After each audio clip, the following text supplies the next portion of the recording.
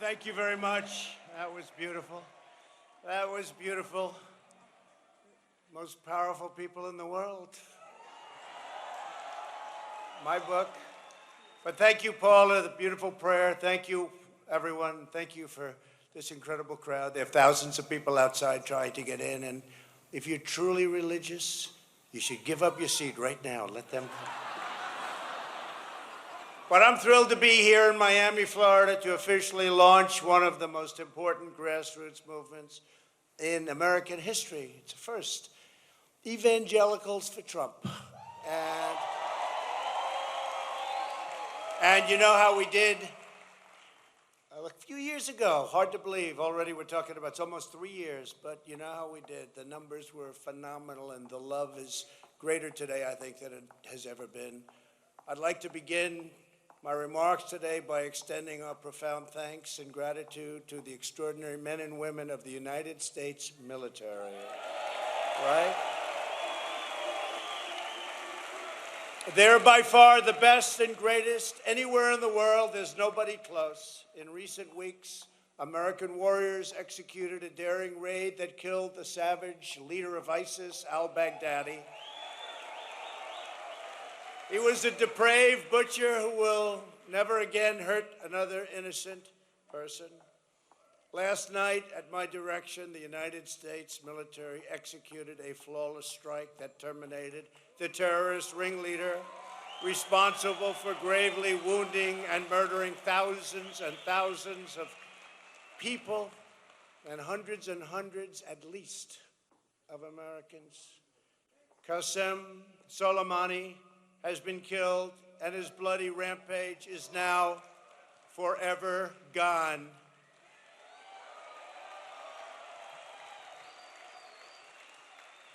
He was plotting attacks against Americans, but now we've ensured that his atrocities have been stopped for good. They are stopped for good.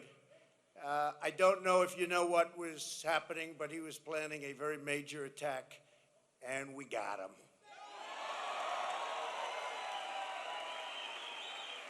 We are a peace-loving nation, and my administration remains firmly committed to establishing peace and harmony among the nations in the world. We do not seek war. We do not seek nation building. We do not seek regime change. But as president, I will never hesitate to defend the safety of the American people, you. So let this be a warning to terrorists. If you value your own life, you will not threaten the lives of our citizens. Americans have many blessings, but perhaps the greatest among them is the blessing of being protected by the most exceptional and virtuous military on the face of God's earth. This evening, we're delighted to be joined by many incredible faith leaders, including just a terrific man that I've gotten to know, and his wife. I don't know, I think she might even be better than him. James and Shirley Dobson. Where are you, James? Where are you, James? Thank you, James. Got to know each other well. A friend of mine who was on television before I knew him, and he kept saying, you know, he might not know the Bible as well as I do, or frankly, as well as a lot of people, but he's a leader, and he loves God, and he's a great Christian. And he said, and I love him, and I want him to do a terrific job. And I think, hopefully, I've more than exceeded expectations. Robert Jeffress, right? Thank you, Robert. I hope I have.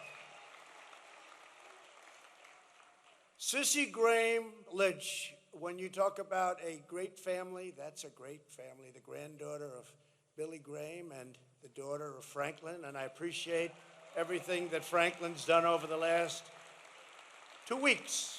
Right? He fought very hard for us, and it's a special woman, and it's a special family. Thank you very much, Sissy. Michael Tate. Everybody knows Michael Tate. Thank you, Michael.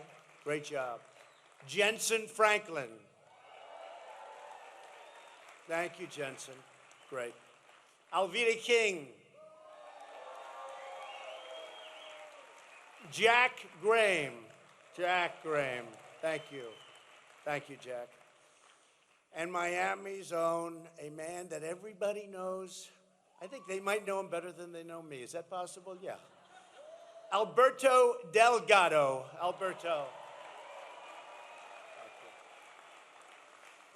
I'd especially like to thank Apostle Maldonado. Apostle Maldonado. What a great guy. What a great guy. What crowds. I think I'm going to come to a Sunday service one of these days. Is that right? Oh, we'll have a lot of fun. But I want to thank you very much for welcoming us here to El Rey Jesus Church, the largest Hispanic congregation in the United States of America. Fantastic. And as you all know from those unemployment numbers, the best in the history of our country. The best. We'll go over that very soon. We're delighted to be with more than 5,000 Christians, including so many extraordinary Hispanic and African American faith leaders who are lifting our nation to incredible new heights. Things are happening like they've never happened before. There is no better place to begin the new year than right here with so many friends and families, pastors and patriots who believe in the power of prayer, the majesty of creation, and the love and grace of Jesus Christ. Thank you.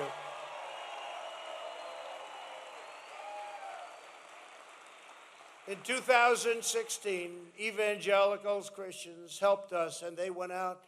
Evangelical Christians went out, and they worked so hard, and they produced numbers like they've never produced before. And based on what Paula told me, and Sissy told me, and everybody told me, we're going to blow those numbers away in 2020.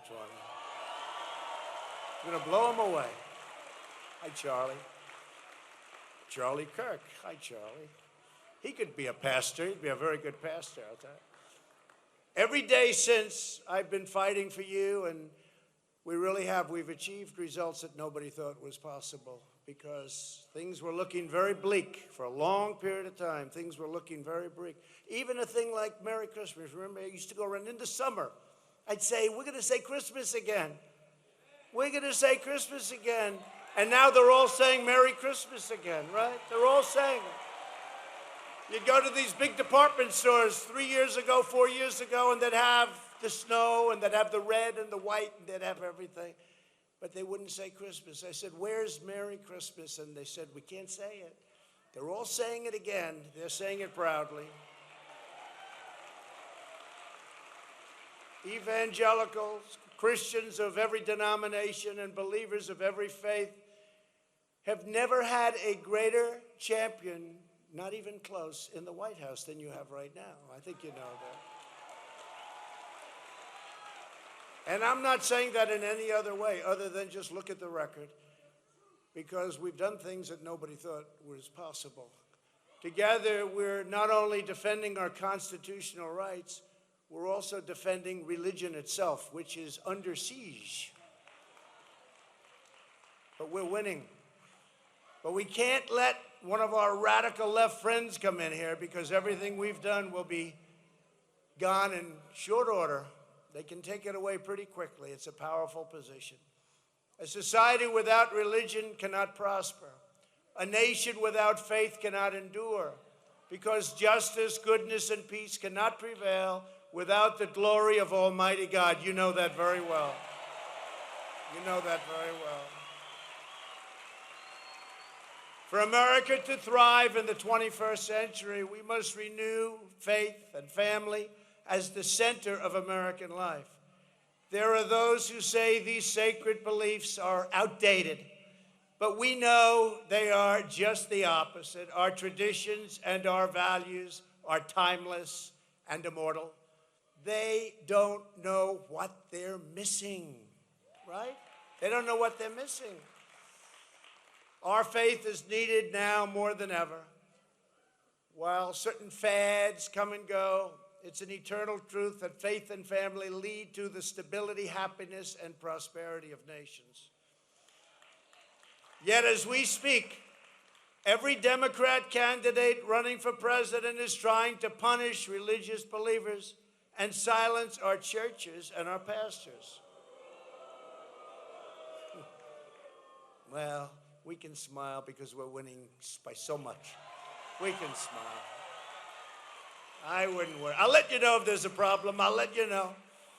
I may come back and say, get out there and vote, every single one of you, but I'm going to say that anyway, all right? Our opponents want to shut out God from the public square so they can impose their extreme, anti-religious, and socialist agenda on America. I've been watching these debates. By the way, how boring are those debates? Are they boring? You know, I sort of feel it's my obligation, it's my job. I got to watch. I can't do it. I can't get through.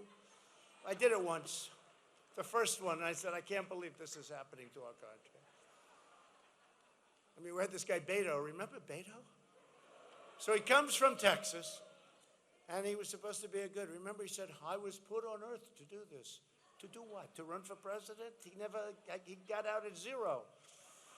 But you remember when Beto, and I'm attacking him only because he's gonzo, but you remember when Beto essentially said he's against religion, against guns, right, and against oil. And he comes from Texas. Abraham Lincoln cannot win in Texas with those three things. No Bible, no guns, no oil. I come from the state of Texas. I don't think so. But he's gone. Can I tell you? But you have worse. You have worse.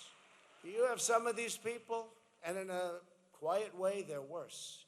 And they're a lot worse for religion. That's true. Pocahontas, you're right. You with that red hat. There's a lot of people with a red hat on, come to think. Look at all those people. You're right. This election is about the survival of our nation.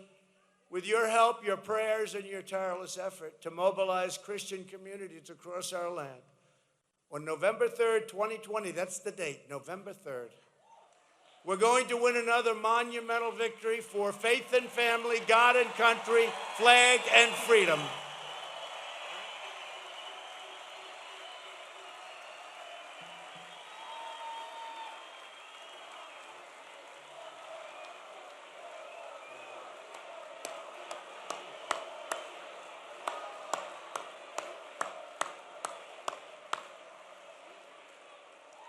We're going to defeat the radical Washington Democrats, and we are going to take back the House.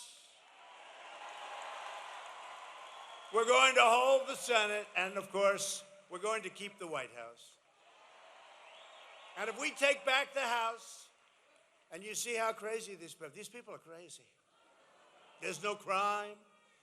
There's no nothing. I said, read the transcripts. They don't want to read them. Totally partisan, never happened. Anything like this, they couldn't beat you, so they voted against you. Think of it, how bad it is, how sick it is. It wasn't supposed to be that way.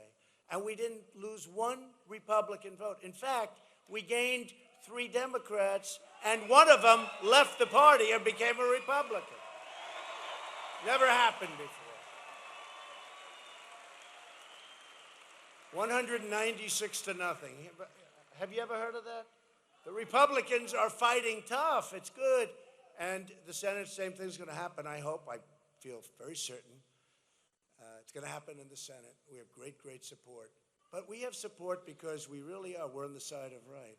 This is a hoax. This is a terrible hoax perpetrated on our country like no hoax ever. I used to call it the witch hunt, but it is.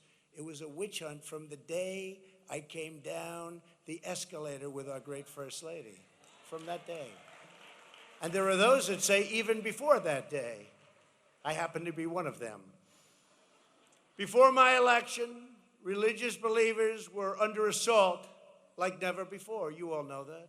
So many leaders here. Faith-based schools, charities, hospitals, adoption agencies, business owners, and pastors were systematically targeted by federal bureaucrats in order to abandon their religious beliefs or stop serving their communities. You know all about that. But the day I took office, I got sworn in. The federal government's war on religion came to a very abrupt end.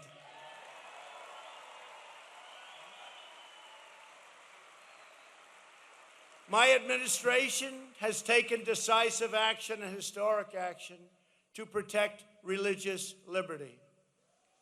Just as I promised in the campaign, we have stopped the Johnson Amendment, where they're trying to take away your tax-exempt status and liberated our partners by getting rid of this horrible Johnson Amendment. I could tell you a brief story, but only if you want me to, should I? So I'm in Trump Tower, I'm running. Everybody said, yeah, he's doing really well, but he's never done this before, so he can't do it. You know, never done it before. It's true. A senator came up to me and said, sir, I've been in 9 races. I won 7 of them, sir. I said, I know. I've been in 1, I won 1. You know, so we have to win 2 because it has to seed, right? But I'm in the office, and I'm with probably 50 faith leaders. Paula was there. Some of the folks here were there. That's right. And I knew they liked me, and I liked them. We were an hour and a half, and we're on the 68th floor. We're looking down, and I said, okay, let's talk Turkey. I'd like your endorsement. And they looked around, and there was great love, but they looked around, they said, we can't do that. I was shocked. You know, normally you know when somebody likes you, right? You know, and you know when somebody doesn't like you. I know about that too. But we had a great feeling in there. And I said, what's the problem? They said, well, we can't do that because we have the Johnson Amendment. And if we go political, if we endorse somebody, or if we even speak strongly, and you're the people I want to hear from, there aren't many, but you're the people I and all of these folks, we want to hear from you. If we go and start telling people what we would recommend them to do, they take away our tax-exempt status, and our churches, in many cases, go out of business. It's so harsh. I said, you got to be kidding. I never heard of that. But I thought about it, and I actually looked out the window, and I saw many people down on Fifth Avenue, and they look like ants. There's so many of them, but they're so small when you're high. They look like ants. It looked like an ant colony. So I said, that means that any person down there has more power and more to say, even to the public, than you do in a certain way, and they're not necessarily the people I want to hear from. I have to think about this. And we had a second meeting 2 months later, same place, same people, even more. And I said, you know, I understand the problem you have. You can't speak up. But we're going to get rid of the Johnson Amendment. And we did. It's no longer effective. And we're going to put it through and make it permanent, too. So after a certain period of time, whether it's 16 years or 20 years or 24, you know, we want to drive them. Boy, that's a lot of press back there. It's like the Academy Awards used to be, right? Before it failed. Before they started speaking badly of us and everybody turned off the television. Wow. Now, I do that only because, you know, they had, you've heard this before, but they have this wacky guy on television, and he was doing an interview. Big show. And he looked at the person he was interviewing, and they said, you know he's going to win, don't you? You know he's going to win. He was horrified. I mean, he doesn't like low taxes, strong military, great borders, no sanctuary cities, great education. I don't know what they like. I know what they like. Open borders, crime. So what happens? He said, you know he's going to win, right? No, we're going to fight him hard. We're going to fight him hard. This is the other side. No, he's going to win. There's nothing you can do about it. He's going to win. And after 4 years, he's not leaving. You know that, right? He's staying. And then he's staying longer. And I thought he was joking, but he was very serious. So I like to say, but I'm only kidding back there. I say 12 years, 16 years, 20 years. It drives them crazy, but they drive us a little crazy, so we're even. Very dishonest people. But maybe they'll be more honest in this great church. Do you think, Pastor, do you think they'll be a little bit more honest in this church? Maybe we'll get a good shake from the media, but I doubt it. Think of it. We've done this without the media. So we had one party totally against us, and their partner is the fake news, right? And we won. But we have great people. Rush just signed another 4-year contract. He just wants 4 more years, okay? Rush, Sean Hannity, Laura, a lot of great people. Tucker's been great. Fox and Friends, right? Ainsley, Steve, Brian's come a long way, right? Come a long way, Brian.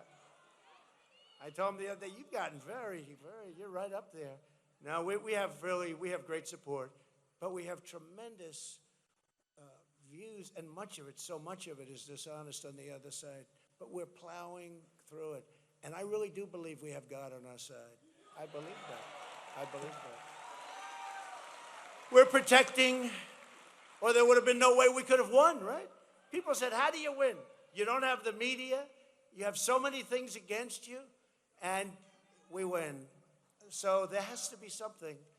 Has to be something. And 2016, I've often said there's never been, and there really hasn't been. They don't question me. You know, if you're a little tiny bit off, they have headlines, Trump lied. They said, I don't think I lied. And believe me, most of this I could argue with them, but just a little, they never argue with me. This was truly one of the great, maybe the great election of not our times, of all times. Now, it's like a tree. You plant that tree, and it needs some time. Some of the things we've done, whether it's economic, whether it's for religious liberty, so many different elements, it needs time. You can't just boom, because if it has more time, they're never going to be able to take it away from us. They will never, ever be able to take it away. So we need that extra 4 years. So I don't know. I can't compare anything to 2016, but I'm going to say I think 2020 may be just as important. We got to get out and vote. Got to get out and vote.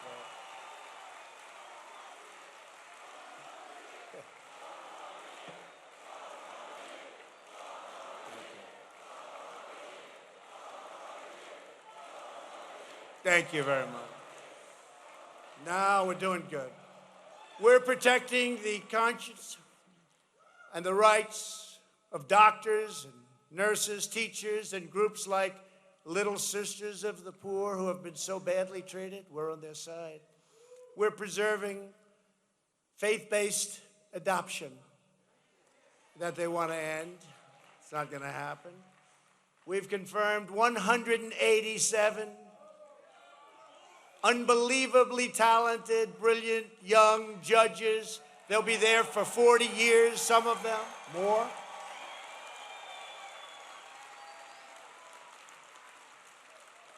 And age is a big thing. You know, I have a friend who's a great lawyer in New York. He said, President, he never calls me, you know, I lost all my friends. Because I lost all my friends. I have no more friends. They used to call me, hey, Don, want to go out? Come on, let's go to dinner. Let's have fun.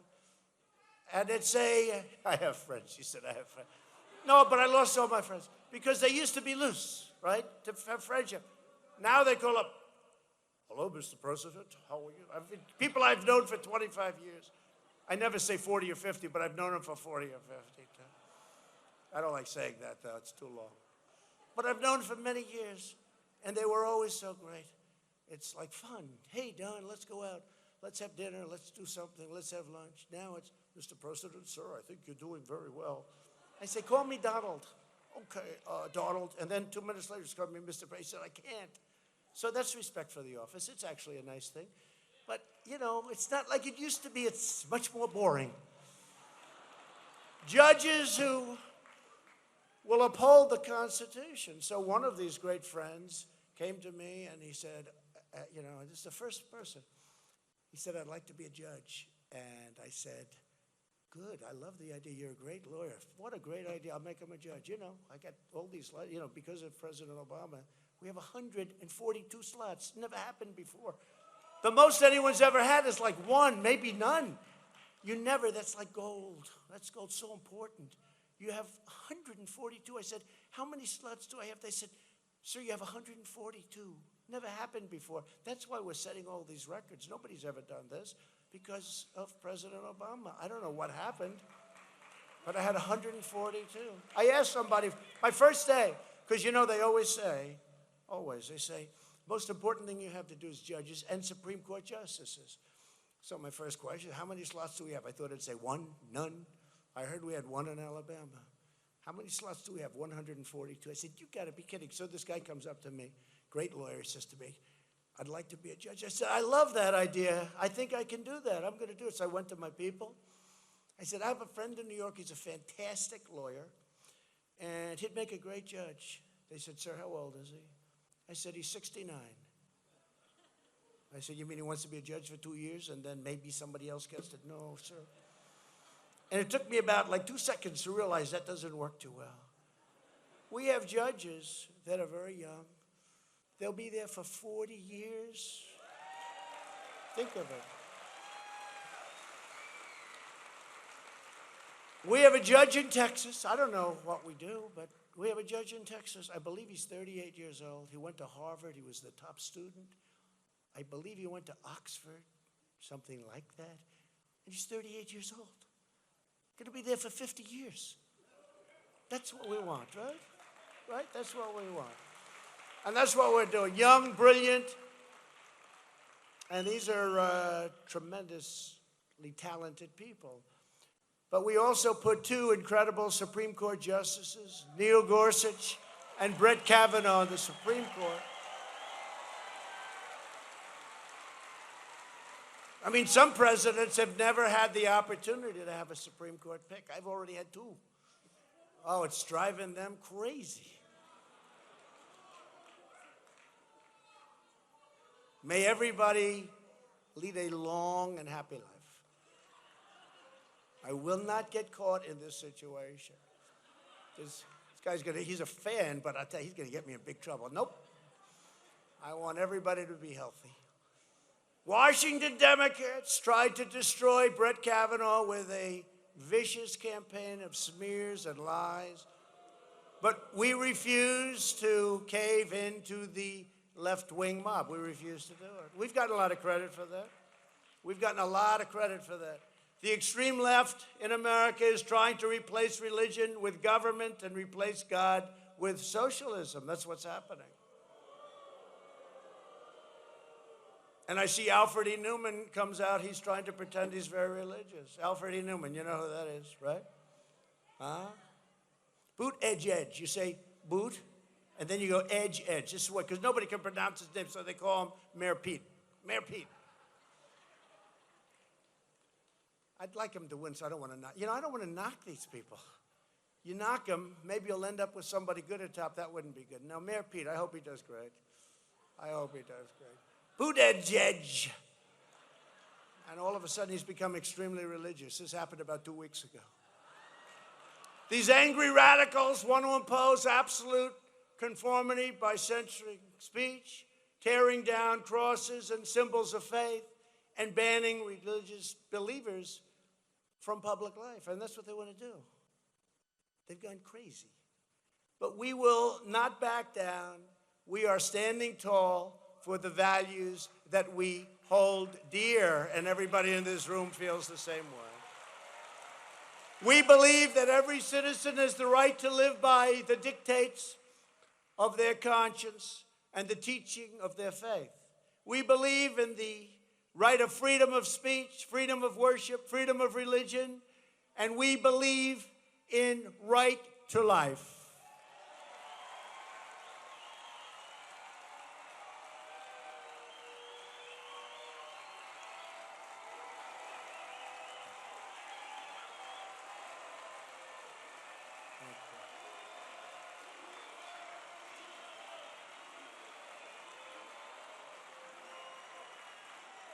Thank you.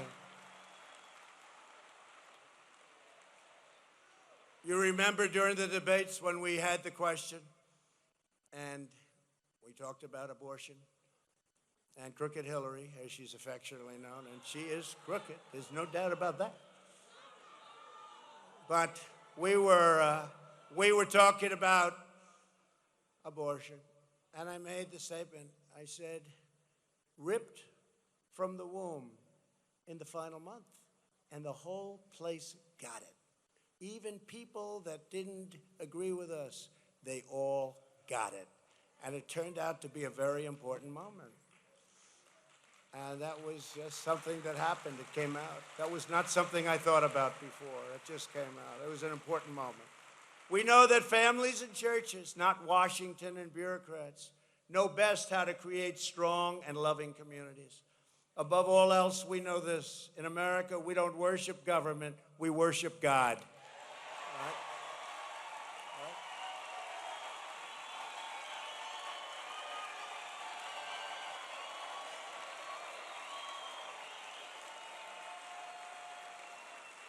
But very sadly, since their loss in 2016, and you see this, it's like the craziest thing I've ever seen.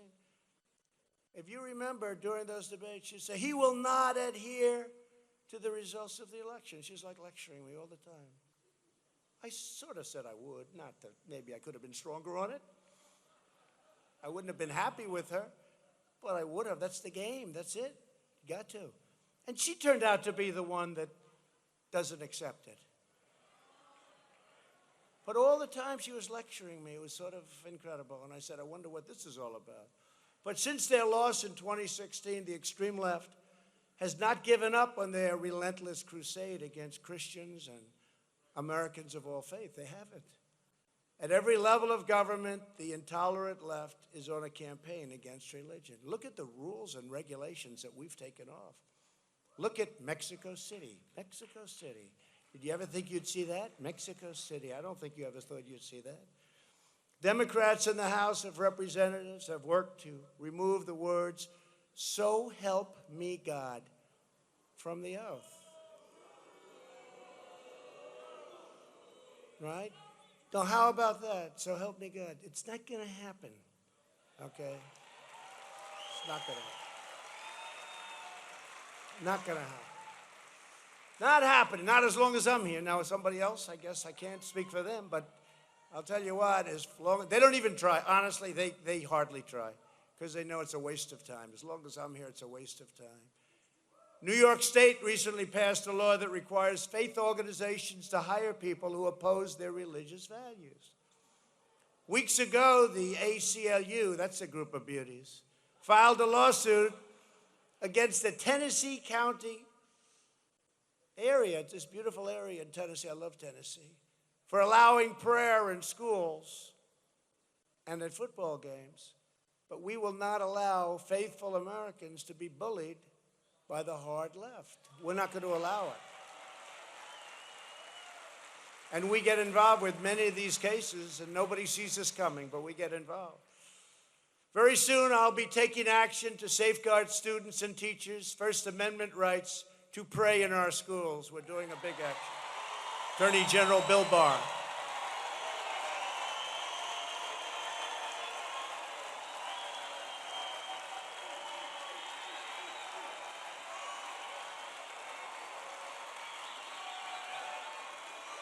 No, they want to take that right. Can you believe it? They want to take that right along with many other rights. On no issue have Democrats become more extreme than on the issue of life. You know that.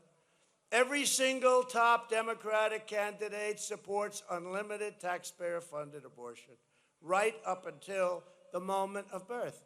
But you go to Virginia, right? You know what I'm talking about. So you have a governor in Virginia. He was the one who pretended he was Michael Jackson. You remember? But nobody can moonwalk like Michael Jackson. Nobody. Nobody. And he wanted to try to show that he was really telling the truth. And his wife saved him. Not by much. But she said, don't do it. Don't do it. Because nobody can do that. Nobody but Michael. But you remember what he said, right? He said, you have the baby, then you talk to the mother, and then you make a determination, essentially, on whether or not to execute the baby. This wasn't in the last month. This is after the baby is born, you make a determination. And I can tell you, speaking for myself, I had never heard of that. Some of you probably have, but I have never known that that existed. But it actually exists. And he said it very strongly, the governor, the sitting governor right now of Virginia. By the way, if he were a Republican, he would have been out of office 9 months ago. Would have been out 9 months ago. What he said, what he did. Today's Democrat Party has spent pro-life voters. I mean, you've sent them into exile. And we in the Republican Party proudly welcome these voters with wide open arms, and we have many of them coming. Stand up. That's my friend. Stand up. Stand up.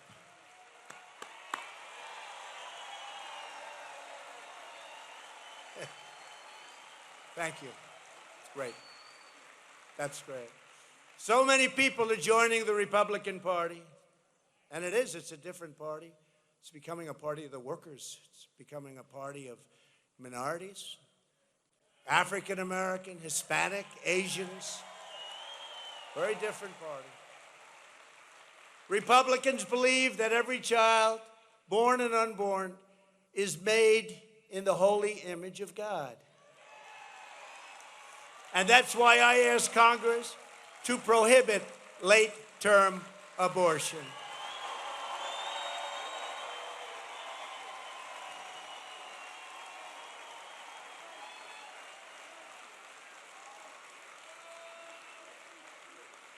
And as I said, during my first week in office, I reinstated the Mexico City policy. Not everybody knows what that is, but I can tell you, the people sitting in these rows right here, they know what it is, and they can't believe it happened because others didn't do that. I guess Ronald Reagan did, but even to a lesser extent. So we're very honored to have done it. We have issued a final rule to prohibit Title X taxpayer funding from subsidizing the abortion industry. We stopped the federal funding of fetal tissue research, which everybody felt so important, which was a big question mark for years. We're standing up to the pro-abortion lobby like never before. We will never shy away from the battle to protect innocent life. We're also defending the free speech rights of Christians on college campuses. Here with us today is Bernadette Tassi and Jessica Riojas from California State University. Have a very interesting story to tell. Please, young ladies, please come up.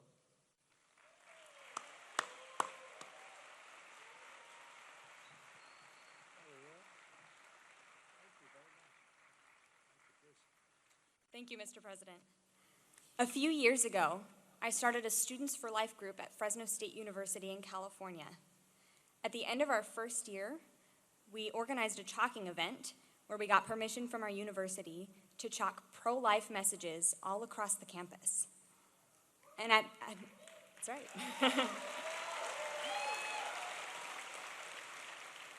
But as we finished up that day, a professor came up to me and said that he'd be coming back to erase those messages.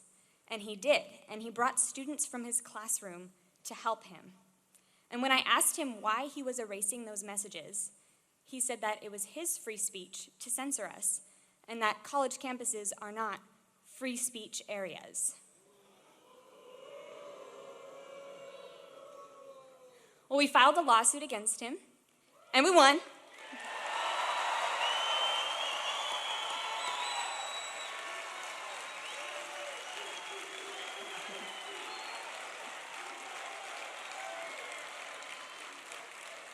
And this allowed us to help us continue to spread a message that might never be heard on a public college campus, the pro-life message.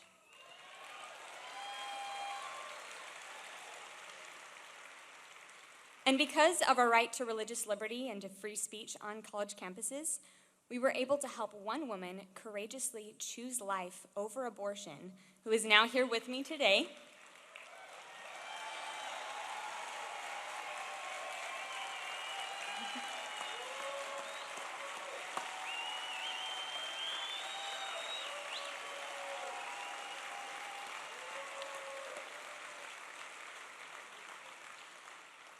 Thanks be to God, we can continue to speak freely on our college campus and spread the pro-life message. And thanks be to God for this administration who has shown so much support to protect our First Amendment. Thank you.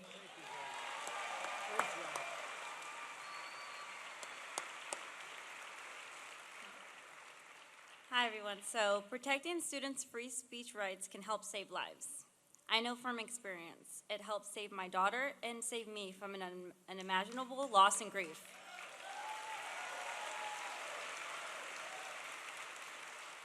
A few years ago, I didn't take a side on abortion issue. While attending Fresno State, I passed by a Students for Life booth on campus. The students were passing out 12-week fetal development models, so I took it and kept it in my car.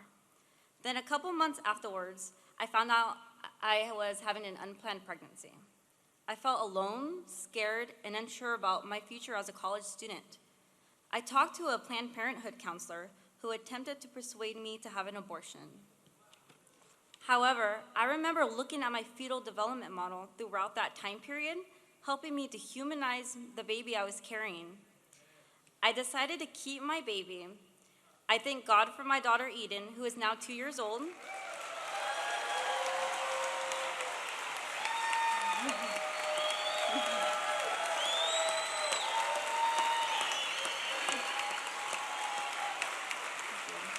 Thank you. And is the joy of my life. I am now actively pro-life and co-vice president of Students for Life at Fresno State, helping other students choose life and feel supported in their education. I am pursuing my graduate degree and want all pregnant and parenting students to know that they can be successful too. Fantastic. Thank you. Great story. Thank you. Thank you, guys.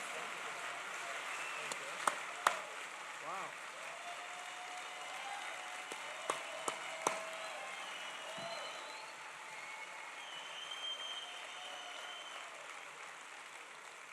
Well, that's a great story. Thank you very much.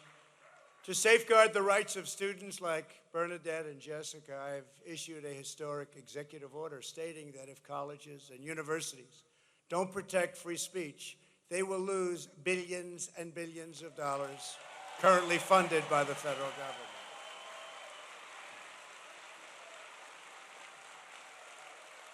And I see Charlie Kirk is in the audience. I think that's made a big difference, Charlie Kirk, hasn't it, huh? Made a big difference. It's amazing how those colleges say, welcome, Charlie, we'd love to have you.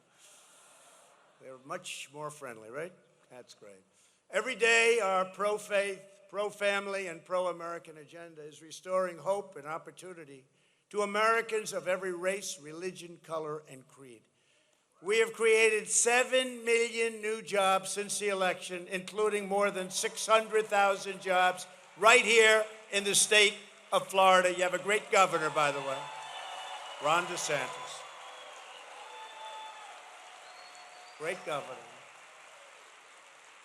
If I ever said 7 million jobs during the campaign, the projection was 2 million at most.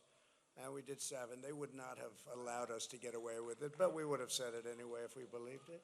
African American, Hispanic American, and Asian American unemployment have reached their lowest rates in the history of our country.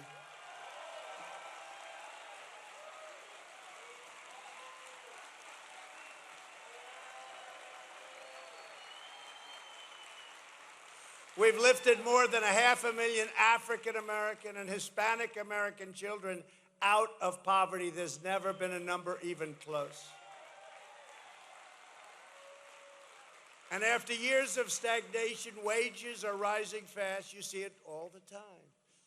They're rising fast, twice as fast for low-income workers. Nobody thought that was ever going to happen or to think it was even possible. Think of that. Thanks to our child tax credit, last year 40 million families received an average benefit of over $2,200. And with the help of many faith leaders here today, we took groundbreaking action to give former prisoners a second chance. Criminal justice reform. Criminal justice reform. And the Democrats couldn't get it done. Obama, I don't think President Obama even tried, but they couldn't get it done. And people came to my office. They came to a very special office called the Oval Office, and they said, we'd love to have your support. We had tremendous conservative support. We just had support from the conservatives, that was great, but also from the liberals. Now we get it passed. And I see one of the people up there making a speech, this is 6 months later, of how they got criminal justice reform. I got it. Nobody else. I got it. I got senators that really weren't so inclined to go there. He said, do me a favor. Anyway, I got it done. And I see these guys making speeches, thanking people that I never even heard of for the great job they did. The only one who they didn't thank was me, but that's the way it goes. That's the way it goes. Thank you. You're welcome. You're welcome. Sure. They didn't thank me, but that's okay. They said thank you to people that I know very well that had nothing to do with it, but that's okay. And they feel guilty about it, but not guilty enough to correct. But you have to remember these things. Seriously, you do. You have to remember. Very, very terrible, because it's so easy to say thank you. And when they do that, you want to do more and more. But we did criminal justice reform. We did. The Republicans did it. And the Republicans now are getting credit for it. I was honored to become the first president to convene a meeting at the United Nations to end religious persecution. It was the first time. Tremendous problem throughout the world. In recent months, the world has witnessed devastating acts of violence inflicted upon sacred places of worship. You've seen that. And what's happening to Christians in parts of the world is unbelievable and unthinkable, and we're not putting up with it. We're not going to put up with it. We're not putting up with it. Taking very strong action. You know the stories, you know them well, and it's terrible. Not even believable, not even thinkable. A few days ago, a murderer opened fire during service at a church near Fort Worth, Texas. Our prayers are with the families of the victims and the congregation. We're grateful that the shooting was over in 6 seconds. You know why? Because we had somebody that had a gun going in the other direction.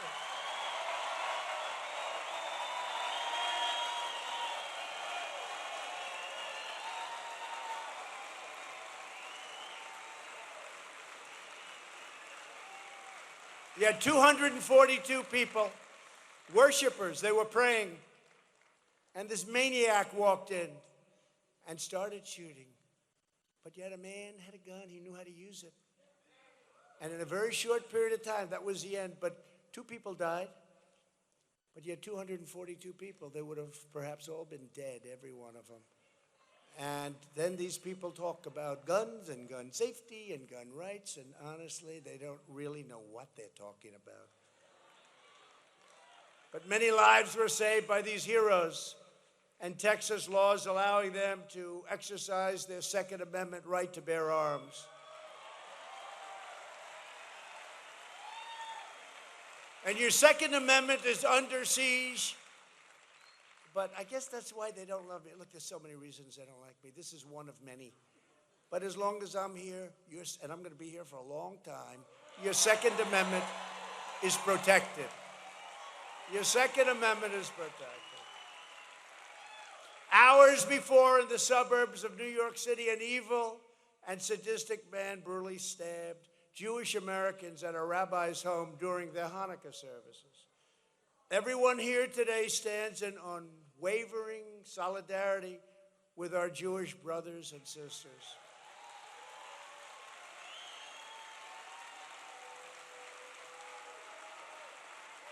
And together, all of us, we're going to eradicate the sinister scourge of anti-Semitism. And we will protect Jewish communities and all members of the Jewish faith from the wicked forces of hatred and violence. And you know that, and the love by evangelicals, Christians, for Jewish people and for Israel is incredible. It's incredible.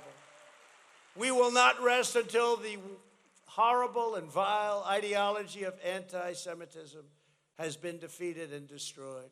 For this reason, I recently signed an executive order to restrict federal funding to any college or university that spreads, supports, or promotes anti-Semitic prejudice in any form.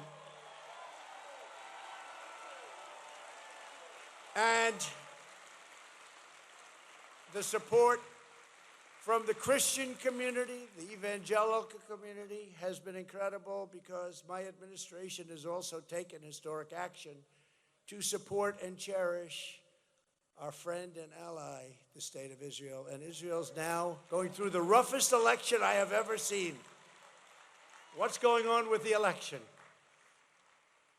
But we recognize things that I honestly believe, I think that the Christian community perhaps was equally thrilled with what we did. I recognized the eternal capital of Israel and opened the American embassy in Jerusalem.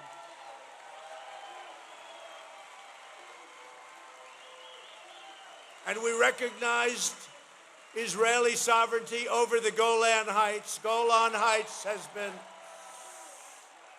Golan Heights has been talked about for 54 years now. Nobody did it. I did it. I got that one done too.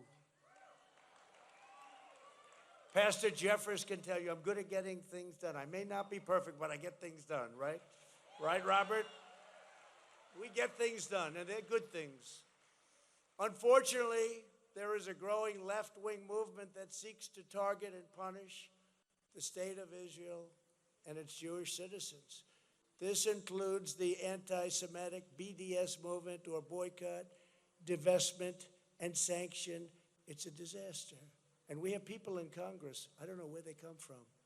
5 years ago, 7 years ago, 8 years ago, this was unthinkable, what's happening in Congress. But these people hate Israel.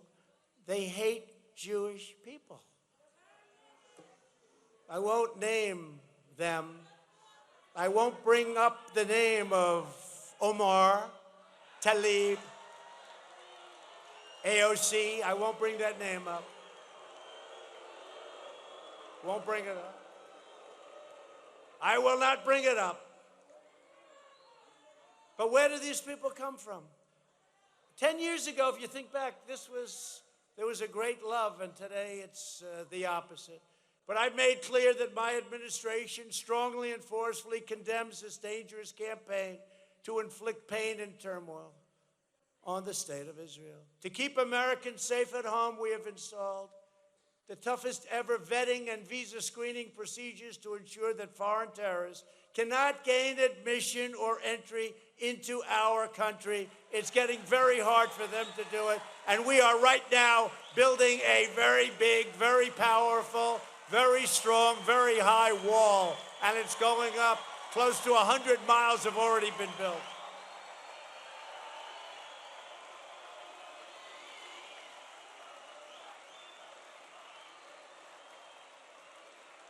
You know, we did two things. The wall is always people, and you think it was easy getting that wall?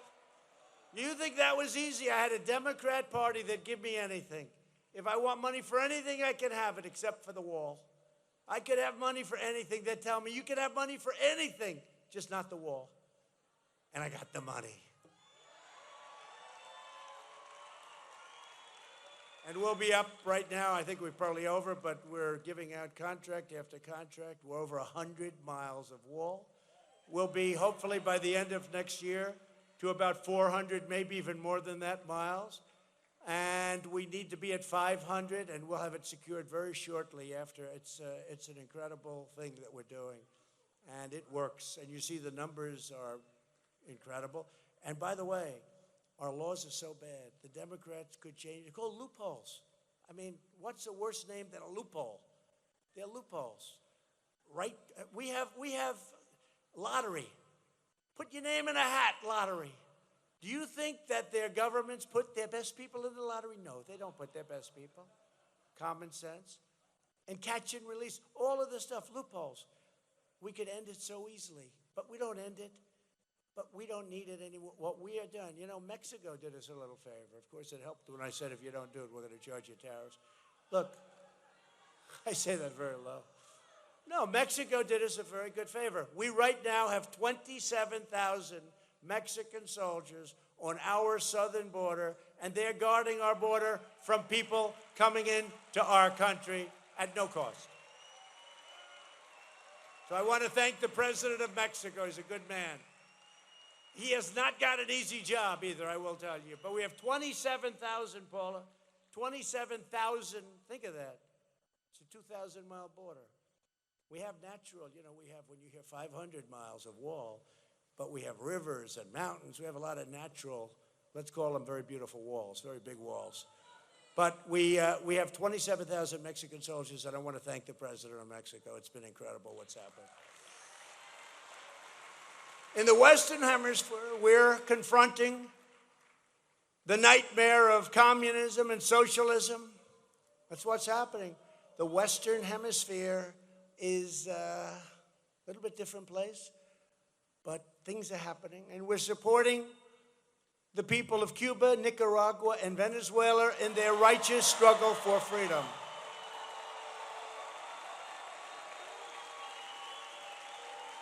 We're going to win that. We're going to win. We're going to win all three of them. We're going to win all three of them. Tell your friends, we're going to win all three. In fact, 2 years ago, they gave me the Bay of Pigs Award, Cuba. They gave me the Bay of Pigs Award, meaning people formerly from Cuba in Miami. And that was a big thing. And we had tremendous support from those countries, I will tell you. We're going to straighten that out. We resolve again today that America will never be a socialist country, ever.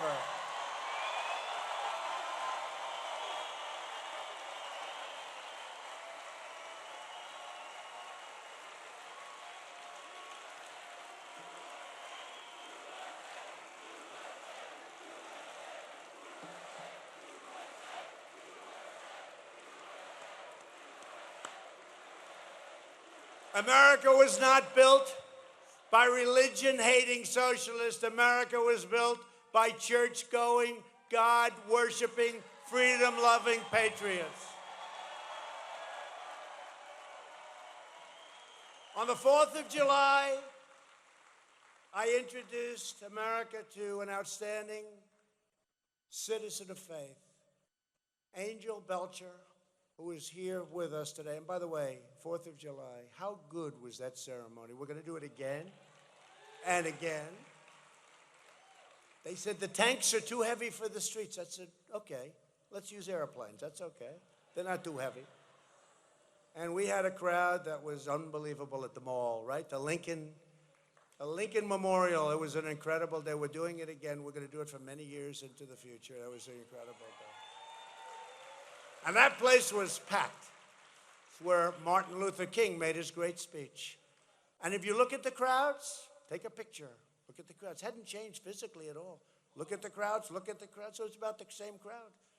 It was about the same crowd. It was an incredible crowd of people, and everybody loved it, and it was pouring. And I had no speech because this speech was all wet. The teleprompters went down, and I was stuck, just me and hundreds of thousands of people. And we did just fine. We did just fine. It was pouring. And they realized that day that my hair was real, because if it wasn't, I would have had big problems. If it wasn't, I would have had big, big problems that day, that 4th of July. It was pouring and windy. It was miserable. I said, God, why did you do this to me? I wanted to give everybody such a nice show. We had a great show. Because that rain didn't bother those planes going over us at 1,500 miles an hour. That's because they were going slowly at that point. But I recognize Angel's incredible work, helping thousands of families devastated by Hurricane Michael. But that was only part of Angel's stories. For 30 years, Angel has been an evangelist. And she was one of the great evangelists of any time. People love her work. They just love her. They love her work. She works for her church and tirelessly served her community on a place that I love, the Florida Panhandle. That was during the election. It was very close, but they hadn't done the Panhandle. We got to the Panhandle, and I'll tell you what, we just blew Florida away. It was over, right? The Panhandle. She is fantastic. But she delivered homemade meals to the elderly. She was all over the place. She finds furniture to give to those with nothing, absolutely nothing. And she preaches. Over the years, she and her husband have provided food, shelter, and care for more than 170 children who needed a loving home. She took them in. And after Angel came to the White House, Franklin and Sissy Graham's terrific organization, and it is Samaritan's Purse, it's incredible, learned that Angel's own house had been badly damaged by Hurricane Michael. A team of over 100 volunteers went to Chipley, Florida.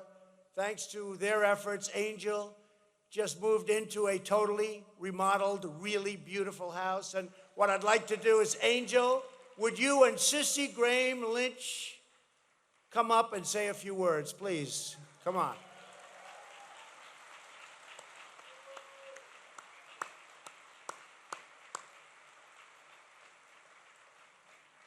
And I think, by the way, Sissy should be an evangelist because she has been, she's a very inspiring speaker. Her grandfather was Billy Graham. Her father is Franklin Graham. And if you believe in genes, you got to go with those genes. You can't get any better. Please. Come on.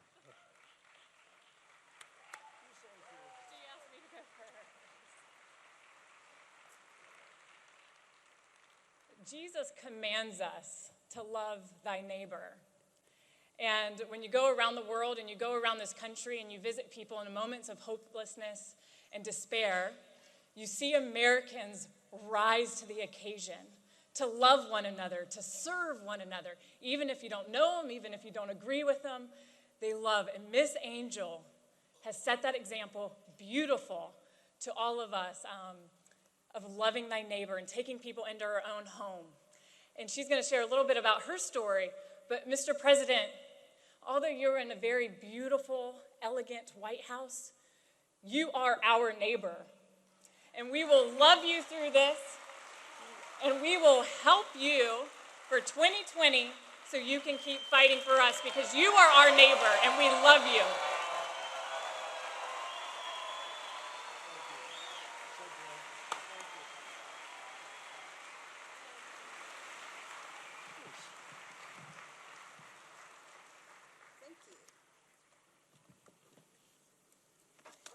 Good evening, everyone. I'm Evangelist Angel, and tonight I'd like to share a little bit about the president, a side that you guys probably don't even know about. I met him back in July 2019, and when I was getting ready to leave, his Missy and Brittany had gotten with him, and they got in touch with Samaritan Purse. And when I got back, I had a surprise waiting on me. 2 or 3 days later, a team of 50 people showed up, and they started moving stuff. But what really got me was people were telling me that, since you met the president, when you leave Washington, things are going to be different. He's not going to, he's not going to be there for you. He's not going to be your friend. But I beg to differ. Every time I call Washington, D.C., they're right there for me. When I got my house done, he sent me a package, a beautiful wall painting. He was right there for me.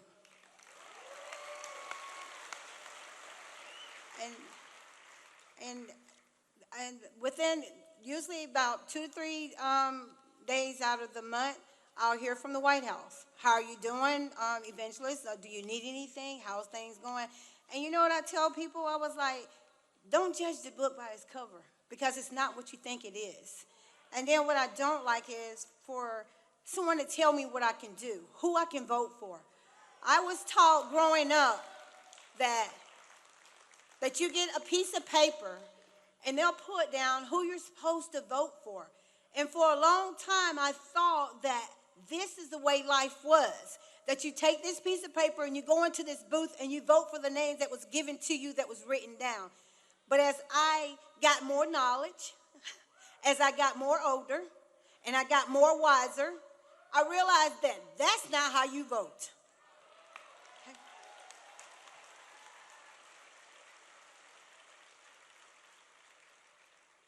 I pray for my president every day. The Bible says that we're supposed to pray for our leaders. We're not supposed to, just because a person may have not everybody's going to get along, which I done found that out. And I'm the type of person where I'm always trying to say, hey, we need to make the world better. We need to try and stop the fighting. We need to stop the bickering. We need to get along. But I have found out not everybody's going to get along. You can try, you can pray, you can speak, but I can tell you this. God told me to pray for my president, and I'm going to continue praying for my president. I'm going to continue standing for my president because my president is there for me.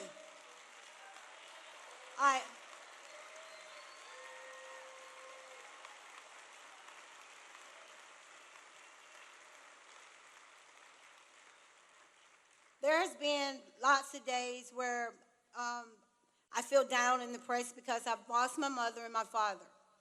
And it's a lot of times where I wish that they could be there, where I can have encouraging words and someone to talk to. And it's a lot of things that, I found out that no matter whether you're up high or you're down low, you have to watch who you talk to. And especially sometimes I'm finding that when I was in July and the president was on stage, my phone went off.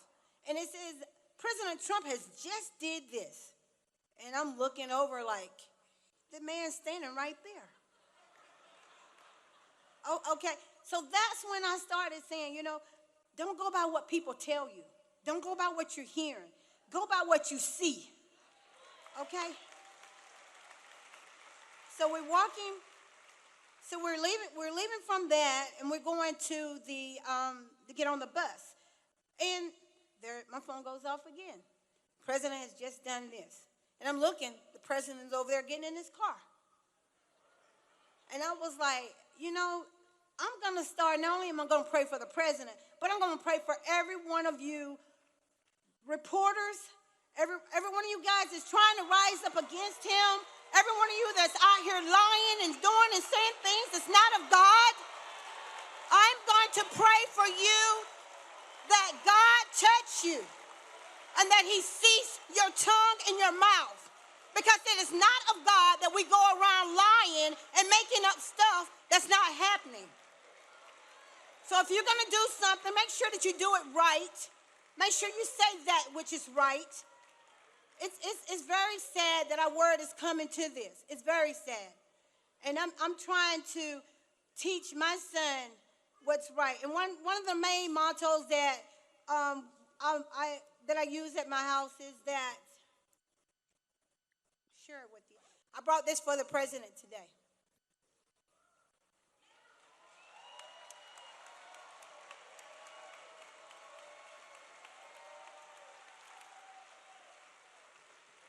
My mom used to tell me, before she left, she said, I'm not going to be here always to take care of you.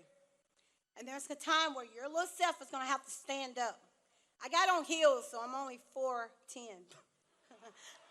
But I tell you what, you want to fight? I'll fight. Okay? You have to learn how to stand up, be strong, and fight. And that's what I'm learning to do. No one can hand me a piece of paper anymore and tell me who to vote for. No one can tell me what to do anymore. I'm going to do what I want to do. I'm going to vote for who I want to vote for. I'm going to make a stand. I will never give up. And as for the president, I want him to stand strong. I want him to keep moving, regardless of what the outcome look like, regardless of what's going on around him. I want him to be strong. I want him to stand. When it look like things are going to fall down, stand. When it look like you can't take anymore, stand. Look to the hills for where your help's coming. It comes from Jesus Christ. It don't come from man, because man will let you down. It comes from the Lord. From the Lord. That's where our health and strength come from. And that goes for every one of you. Stand.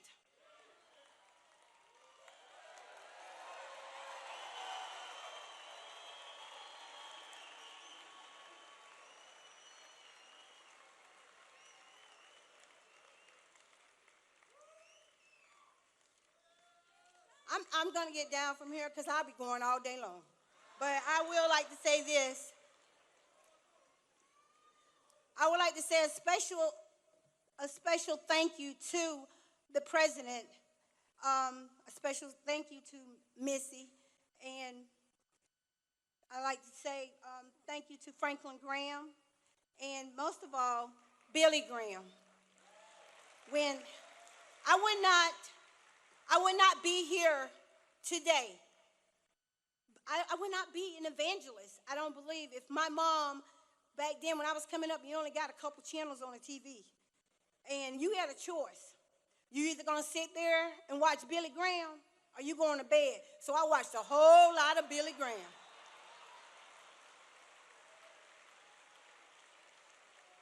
And so one of the things that I learned from Billy Graham is love. We have to love one another. We have to. That's the key. That's what God is putting in every one of us. That's what he wants us to do. He wants us to love, not hate. He didn't say that we had to get along with them, but we got to love them. And we got to pray for them. And like I said, I definitely really want to thank Franklin Graham and Billy Graham, and especially Billy Graham. I know he's in heaven, and he's probably rejoicing right now saying, hey, another soul saved by me. Because that was one awesome man. One awesome man. But I thank God for my husband, Andre. Like I said, it's very hard when you don't have that security piece to lean on. And, you know, a lot of people look at me and say, you're a strong person, you don't need nobody. But there's that time when you do need somebody to help you stand. And my husband has been right there. And I know, you heard a lot of stuff that, you guys shouldn't be going down there. You shouldn't be with Donald Trump. You're supposed to be with your party. What party? The only party I got is Jesus' party, okay?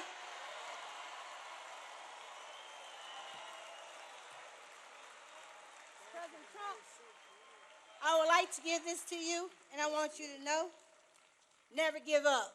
Keep standing. God bless you.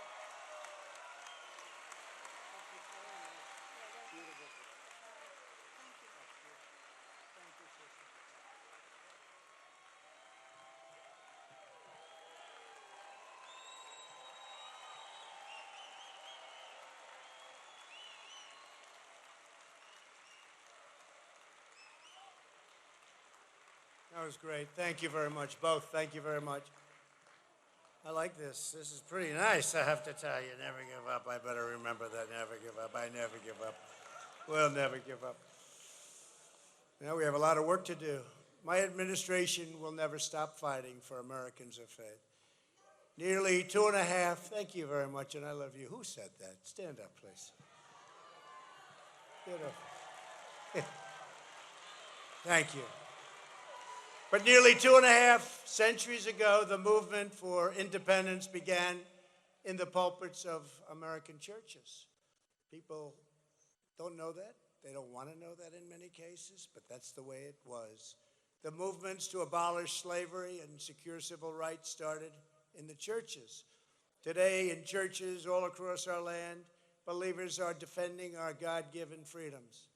We need every single person here today to talk to your families and talk to your neighbors and share our message of national renewal. We need each and every one of you to help encourage every single church member to go out right now and register to vote. That's a big, big deal.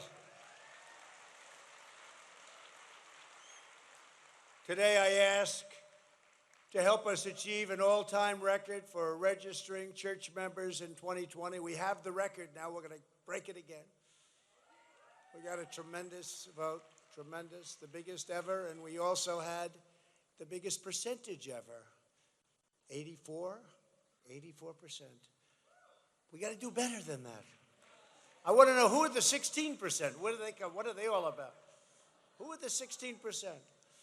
Together, we're more powerful than the opponents of faith and freedom could ever imagine.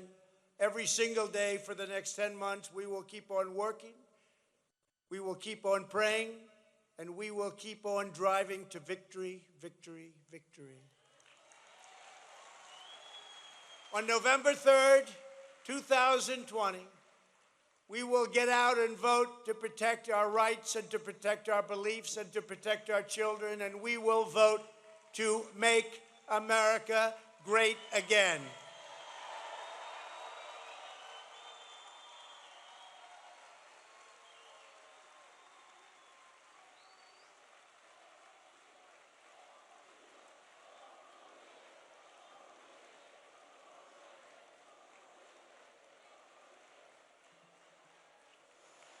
Thank you very much. With millions upon millions of evangelical voters, Christian voters, and voters of every faith, we will preserve our heritage.